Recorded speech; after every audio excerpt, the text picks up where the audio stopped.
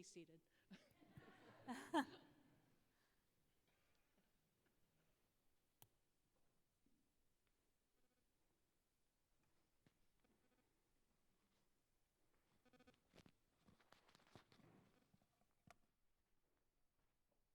My name is Matthew, and I used to be a tax collector.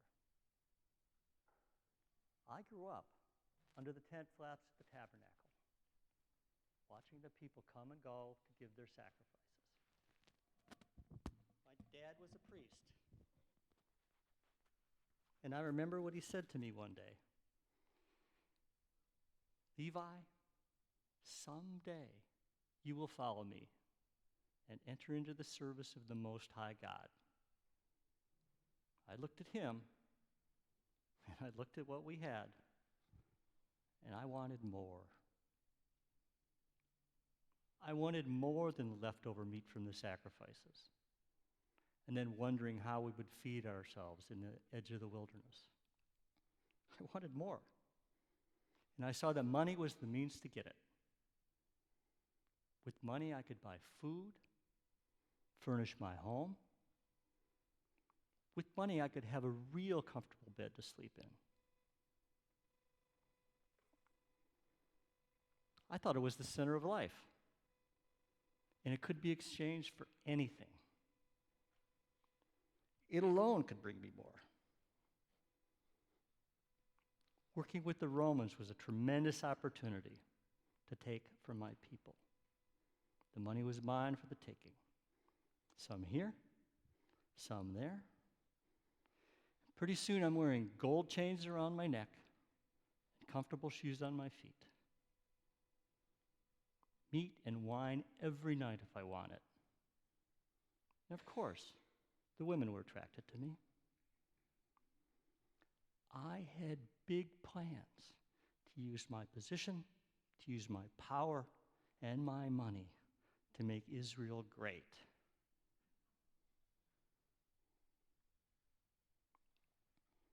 But Jesus changed all of that. I've changed. Jesus says so many things about money.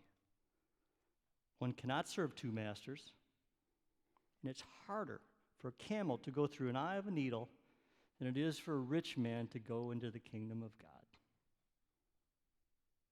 I don't quite understand all of these things. But what he's given me, though, is something you can't find in the marketplace. And trust me, I know how to find things in the marketplace. For olive oil, you go to Jacob. For wine, there's none finer than Mordecai.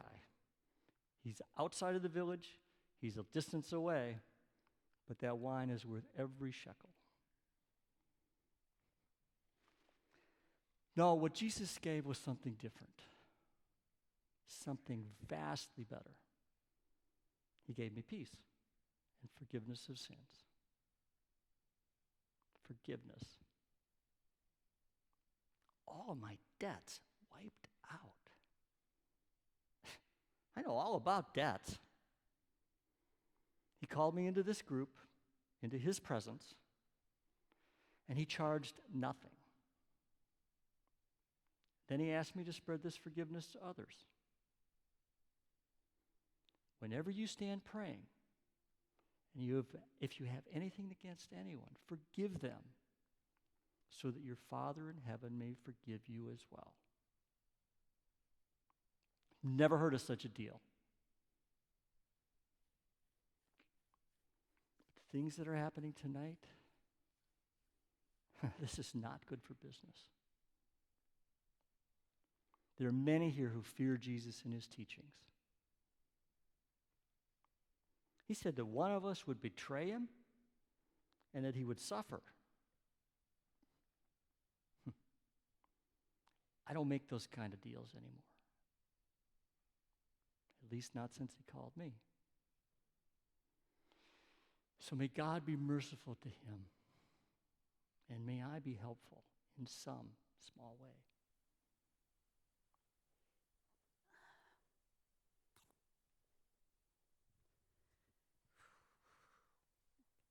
Clean this stuff up. You Philip, I think that's enough. The servants will wash the plates and cups, and we can take our ease. Thanks, Salome. It chose this place well, eh? Go into town, follow the man carrying the jar, till he leads you to a house where the upper room's already prepared. Just like that day by the lake. Ah, by the lake, where my boys fished. Right, you remember. The master had been preaching all day, hours and hours on end. There were people, so many, 5,000. And then he tells us, get them something to eat. 5,000? Feed 5,000 like that.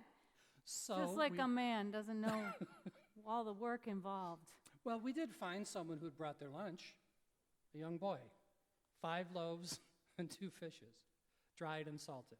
And we thought, what good's that going to do with all these people? What did you do? The master took the food, closed his eyes, gave thanks to heaven. And then he came back to us and told us to start handing it out. So I would take some out, feed, come back and get more, and every time I came back, there was more. We fed everyone in the crowd, and there were even bushels of food left. That sounds unbelievable. Like that old story of Elijah and the widow, where her jar never ran out of meal and her bottle never ran out of oil.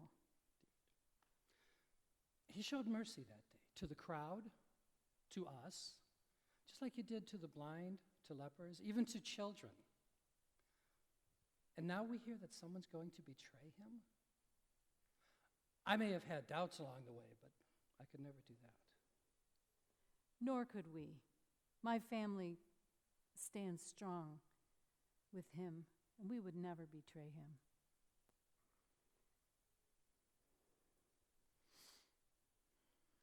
Rebecca and Tamar said, "It couldn't be done, but I have done it.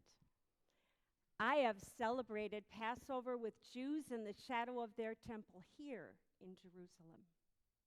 My name is Miriam, named after the older sister of the great Moses who led the 12 tribes out of Egypt. I come from the hill country near Sebast.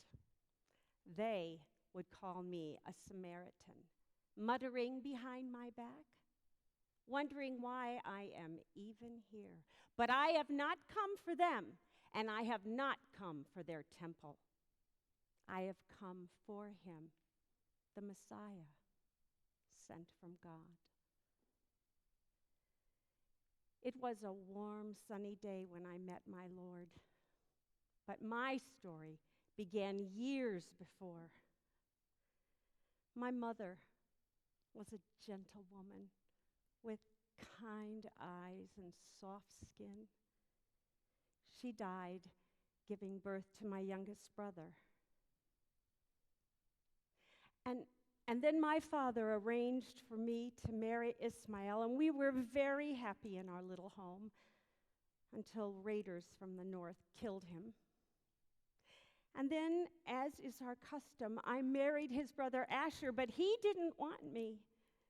And he sent me east to another village, to a cousin who needed a bride. Haran treated me very well, and I gave him a son and a daughter before a fever came over him, and he died in our bed. Barnabas was a Greek, and he came to our marketplace in Sebast, and he saw me there. He was trading his goods, and he promised to give me gifts if I would marry him. So I agreed, so that my children would have food and a roof over their head.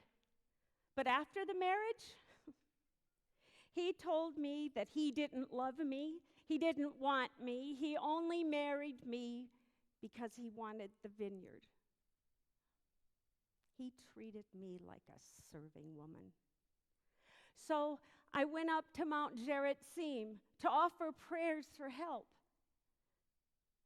And when my husband went back to Greece to visit his family, I took the children and we fled into the night. There we met Shimon, a kindly old priest who took us in, and he raised my children as his own. They grew, but my heart grew cold. Why was love so far from me? Why had he taken Haran and Ishmael from me? Where was the love and mercy that God promised his people? Michael was a carpenter, and he was doing repairs on our temple on Mount Sheretzim, and I saw him offer sacrifices. I began to take every opportunity I could to go to his home in Sychar and make meals for him. The women began to talk about me, but his soft voice and quiet eyes and warm embrace, well, they were just too much for me to resist. So I began coming to the well at noon, yes, in the heat of the day, to avoid them seeing me and having them talk about me. I brought my water jug, and there I saw this stranger, this Jewish man, strange to me, sitting and resting from the road. He spoke to me, though I was no kinswoman to him, not words of criticism or judgment, but with respect, mixed with caring. And then he told me about this life-giving water, that once I drank it, I would never thirst again. Please, give me some of this water, I begged. And then he answered all my questions about worship. And then he told me to go and get my husband. And I told him I didn't have a husband, and he said, "Indeed, you have 5 husbands, and the man you now love is not your husband." Great God above, who is this man? Could he be the path to God's love and mercy? Well, I put down my water jar and I went to tell the others. I told them everything he had told me, and I came back and I followed my Lord, searching for more of this life-giving water. I have come here to Jerusalem, and I will follow, even if the others betray him.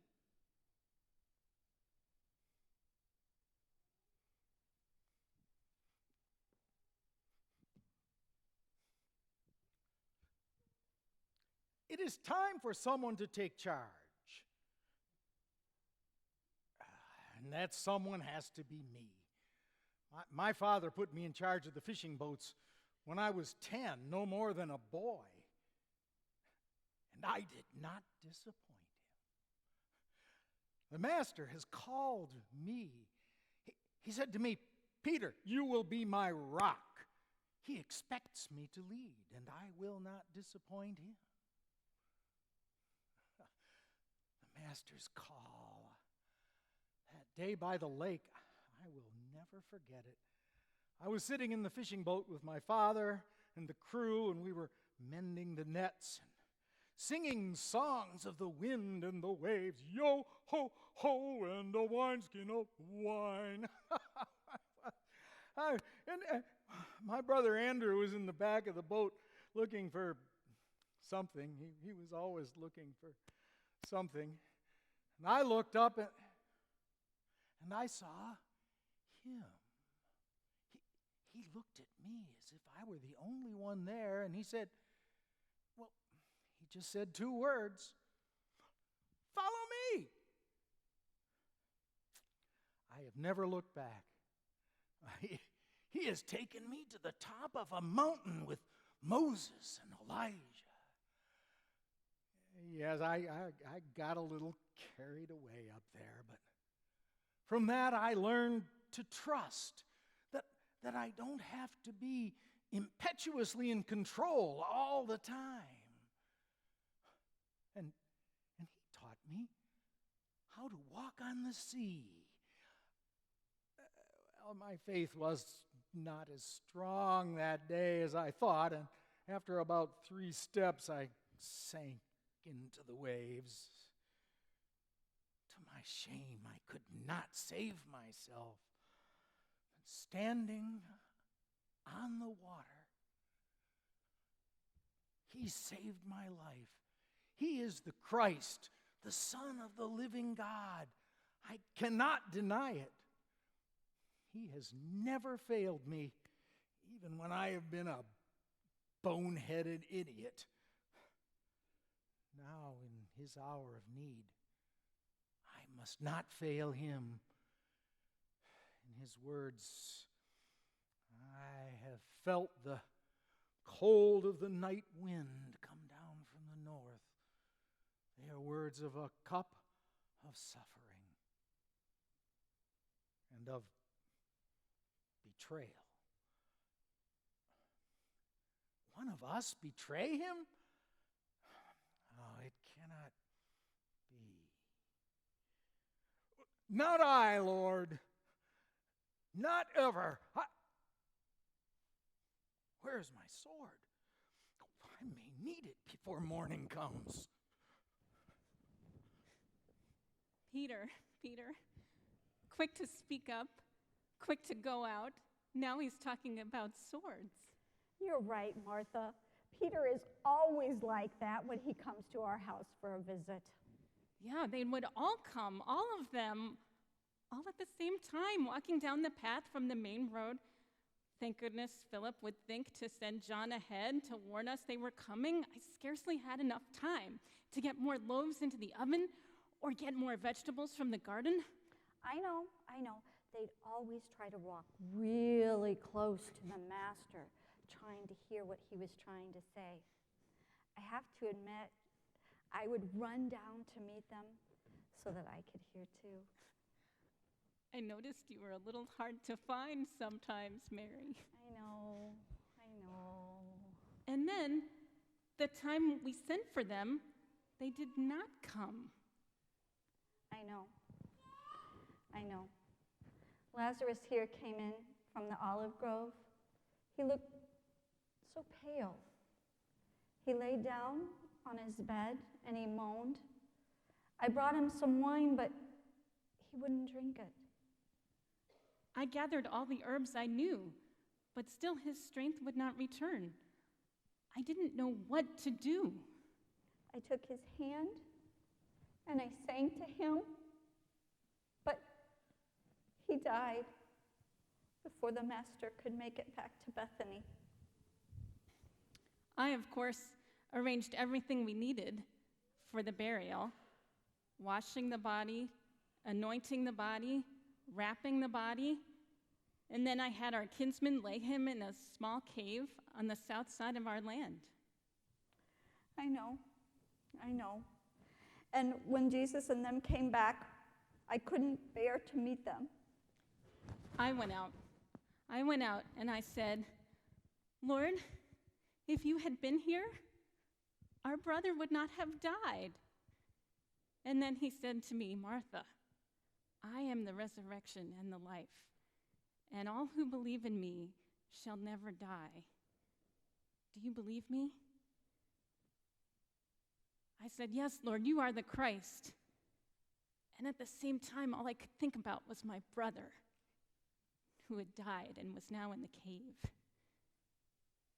So then he sent me back to come get you, Mary. I remember we went back to the gravesite where the others were. We met Jesus and the others there. And, of course, the disciples were crying. Our family was crying. You and I both started to cry again. Even Jesus was crying. He told them to move the stone from in front of the tomb. And he looked up into the heaven and prayed. Then he called out to me clearly so everyone can hear, loud enough to reach into the depths of the grave. Lazarus, come forth. And you came out. You were still draped in the grave clothes. that we had wrapped you in. He called you and redeemed you, even after he had cried over you. Martha, remember, you were so afraid when Jesus told them to roll away the stone. I know, because he had been dead for 4 days. 4 days. I know, I didn't have the faith that you always had, Mary, I know, but I do now. I know. But one of us betray him? We cannot betray him. He has restored our family. And he has brought the light of God to restore all of us.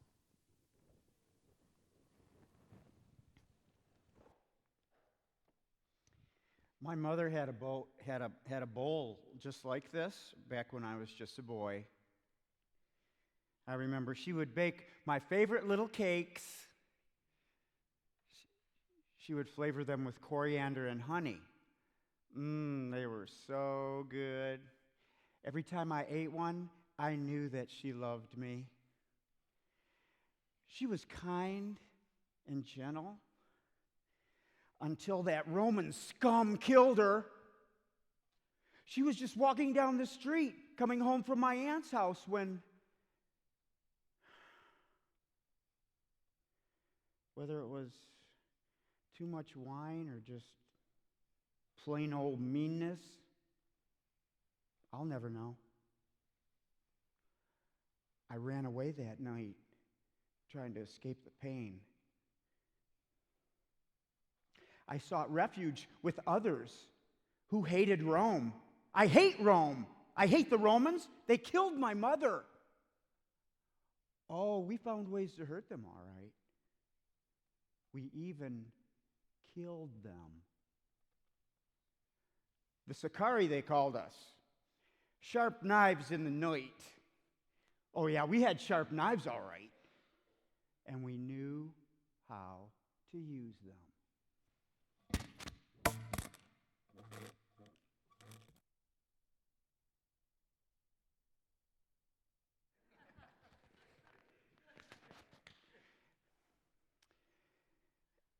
And we knew how to use them.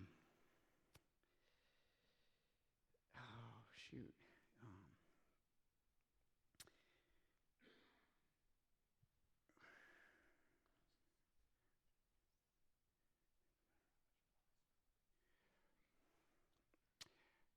We had sharp knives, all right, and we knew how to use them. No matter how much blood I spilled, it would never fill the emptiness that I feel inside of me. Then one day, at the marketplace, I was shopping for grapes. And I was looking out, and what do you know? Here comes Jesus of Nazareth, and he's walking straight toward me. And he comes up to me and he says, "Simon, leave your knives to the butchers and those who shear the sheep. Come and follow me." I said, I don't know, I can't, I did. I started to follow Jesus. His compassion moves me. How he cares for everyone. How he heals the lame and the deaf and the blind. Healing again and again and again. Why, he even heals me. Sometimes I cannot see beyond the next day or even beyond our next meal. But the emptiness still remains. I will never hold my mother's hand again.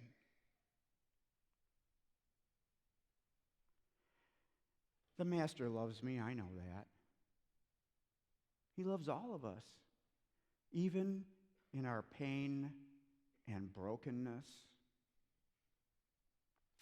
But tonight, All around us, the passions are running hot. Why, even in this room, we are not safe from those lousy, good-for-nothing Romans. Betrayers? Among us? The master needs me tonight. I will find the danger, no matter where it lies.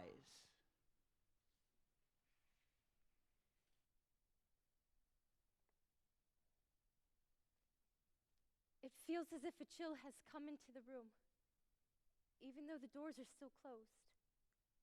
He told us one of us would betray him, and the happy glow of the candle seems a little less bright. I know about betrayal. When I was 14, my father arranged my betrothal to a man in another village. I went to his house as agreed, but he was not there, away on a trip to the city. He came only into my chamber at nights. During the day, I kept his house along with the rest of his servants, who always seemed to be angry at me and would find any excuse to leave their work for me to do. After a year, when I had not borne him a son, he threw me out. No money, no jewelry, only whispers that I had slept with one of his cousins. I cried, but there were no friendly faces in that town, only clucking tongues and locked doors. Jesus found me, begging in the streets. He called to me, to all of us begging, and invited us to drink from the well that would never run dry. His disciples gave me bread and invited me to join them at their table. I have been rescued, given a new life, and a warm place by the fire. I love my Lord. I would not betray him. His way is peace, and his arms are open to all who would follow him.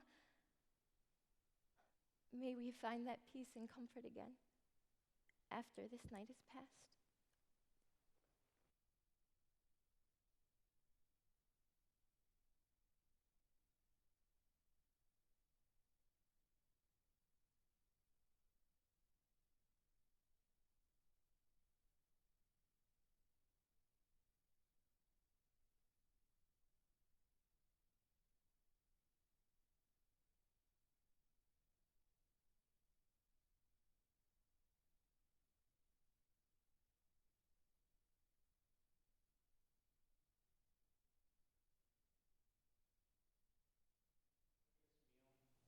Remembering how Yahweh was so faithful all those years ago in Egypt, delivering Israel from slavery. He says that one of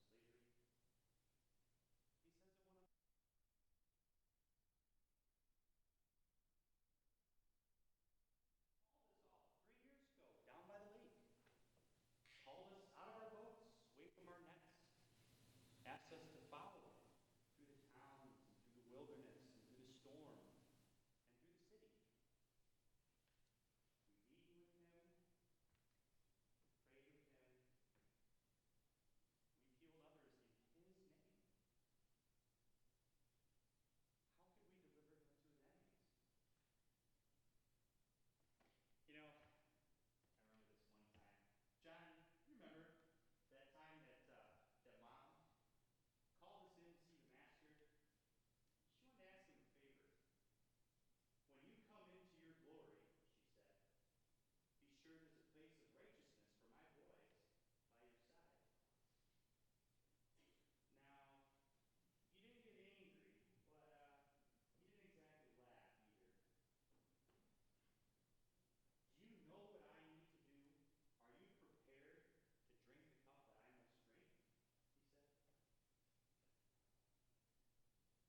He said. I suppose that this is that betrayal that he speaks of.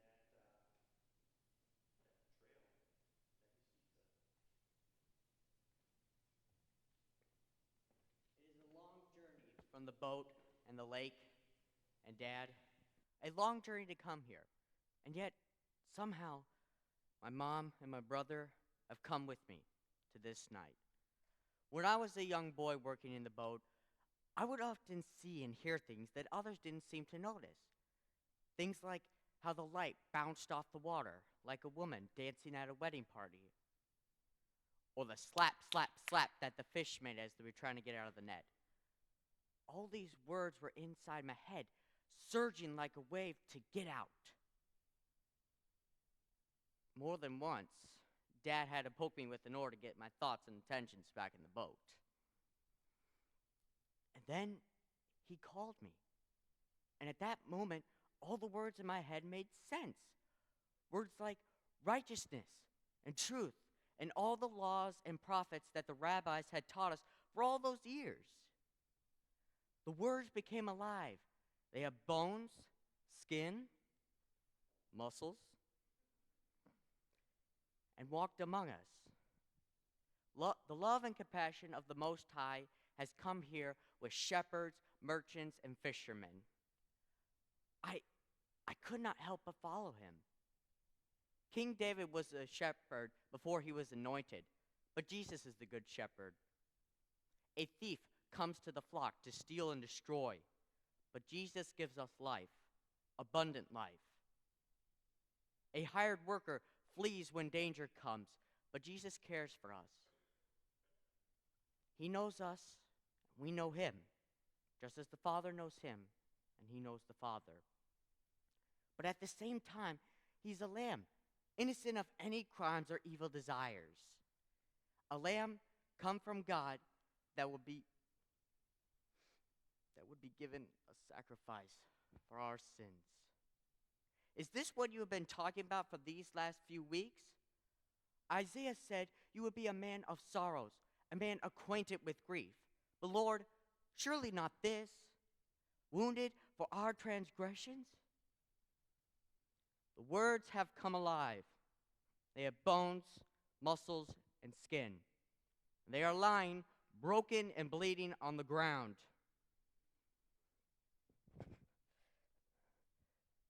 You are the light of the world. The light shines in the darkness, but the darkness will not overcome it.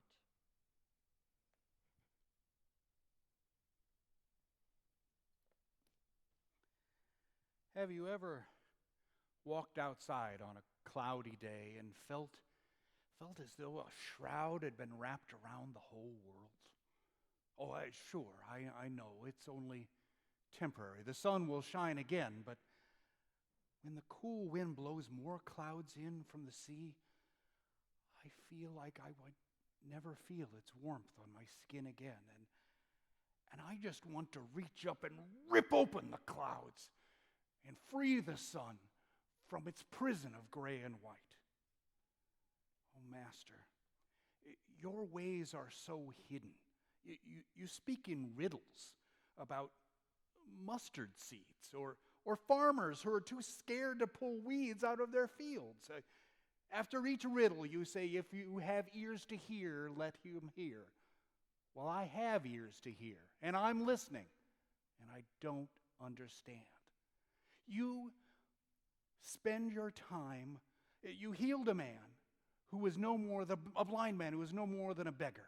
And then when we wanted to take the expensive ointment and sell it and give it to beggars, you forbade us. And you spend time with cursed tax collectors like Zacchaeus or Matthew back there. And adulterous women and Samaritans. While the chosen people of God, the Jews, are suffering under the Roman whip and are crucified every week in front of the city gates. But sometimes, Master, you shine like that sun. My Father's house should be a house of prayer, and you have made it a den of robbers. As you turned over all those tables, it was glorious. Well, even demons can't prevail when you confront them. That time by the lake where you cast the demons out of the man and into the flock of pigs. It was great. An unclean spirit into unclean animals. God bless it. And now finally we have come to Jerusalem. After stopping in every little town in the Galilee and stopping in every lonely place to pray. We have come. Now is the time, Jesus of Nazareth. Now is the time to show your strength, to seize what God has given you and exploit it. If you will not go down to the temple to confront the storm, then the storm will have to come to you. Yes, I have done my small part. And after tonight's Passover feast, the blood will be spread on the doorpost, and the judgment of the Lord will be revealed.